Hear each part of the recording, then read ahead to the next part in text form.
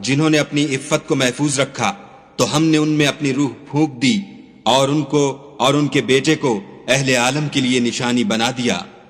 ये तुम्हारी जमात एक ही जमात है और मैं तुम्हारा परवरदिगार हूं, तो मेरी ही इबादत किया करो।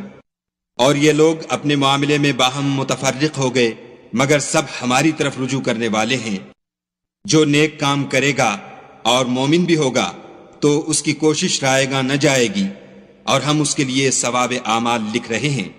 और जिस बस्ती वालों को हमने हलाक कर दिया, महाल है कि रुजू करें, वो रुजू नहीं करेंगे यहां तक कि याजूज और माजूज खोल दिए जाएं और वो हर बुलंदी से दौड़ रहे हों और कयामत का सच्चा वादा करीब आ जाए तो नागाह काफिरों की आंखें खुली की खुली रह जाएं और कहने लगें कि हाय शामत, हम इस हाल से गफलत में रहे, बल्कि हम अपने हक में जालिम थे।